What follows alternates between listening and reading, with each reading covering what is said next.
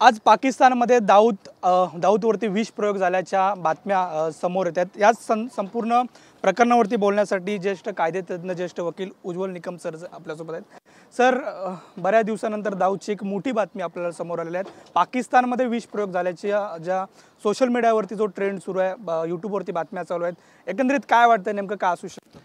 नुसतं social media नाही तर पाकिस्तानच्या न्यूज चॅनल देखील यांनी ही बातमी चालवली आहे आणि त्याला आधार म्हणजे की पाकिस्तानमध्ये इंटरनेट सर्व्हिस बंद करण्यात आली आहे।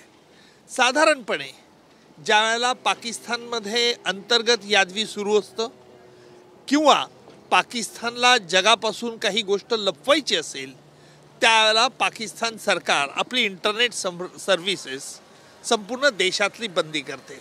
भारतात असा प्रकार कधी घडत नाही। याचाच अर्थ असा आहे की पाकिस्तानमध्ये सध्या कुठलंही यादवी युद्ध चालवण्याच्या यापूर्वीच्या बातम्या नाही, अमेरिकेकडनं खुलासा नाही आणि म्हणून जो आज पाकिस्तानच्याच मीडियाने याबद्दल शंका उपस्थित केली आहे की दाऊद इब्राहिमला अत्यंत सिरियस परिस्थितीमध्ये त्याच्यावरती विषप्रयोग करण्यात आला म्हणून त्याला हॉस्पिटलमध्ये। आता पाकिस्तानची खरी पंचायत झाली, कारण आतापर्यंत पाकिस्तानने अधिकृतरित्या परवेज मुशर्रफसह मोठ्या दरपोक्तीने सांगितलं कोण दाऊद इब्राहिम, आम्ही ओळखत नाही, भारताला तो हवा आहे पण आमच्या इथे राहत नाही। अशा तऱ्हेची दरपोक्ती परवेज मुशर्रफने यापूर्वी देखील भारतात येऊन केली होती।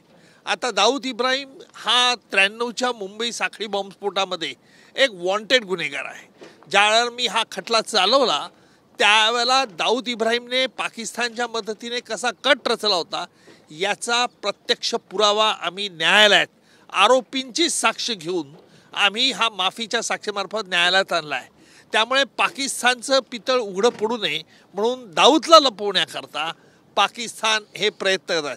पाकिस्तानची खरी गोची इथेच झाली आहे, कारण आता पाकिस्तान दाऊदला भारताने काही विषप्रयोग केला असा देखील खोटा आरोप करू शकत नाही। याला कारण दाऊद आमच्या भूमीत नाही ही पाकिस्तानची अधिकृत भूमिका होती। मात्र मोस्ट वॉन्टेड म्हणून दाऊदला ओळखलं जातं। भारताची भूमिका होती की त्याला पाकिस्तानचा सपोर्ट आहे, पाकिस्तानचाच पेरलेला माणूस आहे।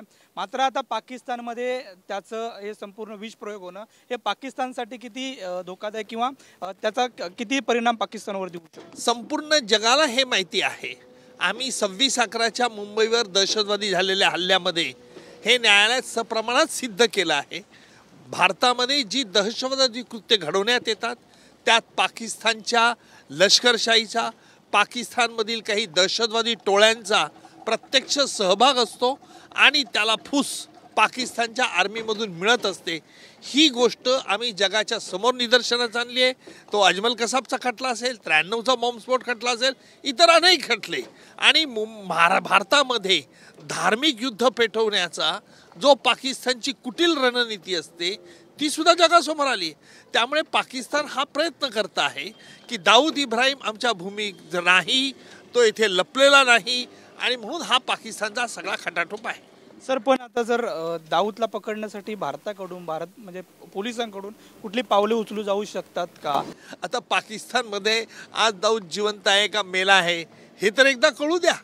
तो एकदा जिवंत आहे अस्वस्थ असं म्हटल्यानंतर मग निश्चित आपल्याला ही मागणी करता येऊ शकते, कारण तो वॉन्टेड दहशतवादी आहे। नक्की। मात्र असं जर जो जिवंत असेल किंवा मेलेला असेल त्या परिस्थितीमध्ये ज्या असेल त्या परिस्थितीमध्ये पाकिस्तान सुपूर्द करेल भारताला? नाही, आता हे बघा पाकिस्तान काय भूमिका घेतं त्यावरती ह्या बऱ्याचशा गोष्टी अवलंबून आहे। पाकिस्तान काय करेल यापेक्षा पाकिस्तान आज हे अधिकृतरित्या मान्य करणार आहे का, खरी पाकिस्तानची आज गोची झाली आहे एवढंच मी म्हणेन यावेळी।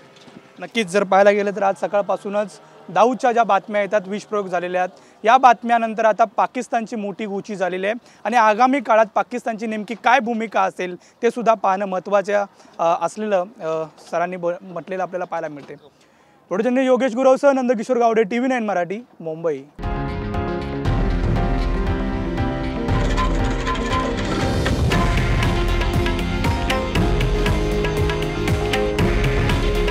हे आहे देशातील नंबर 1 न्यूज नेटवर्क आणि आपण पाहत आहात TV9 मराठी।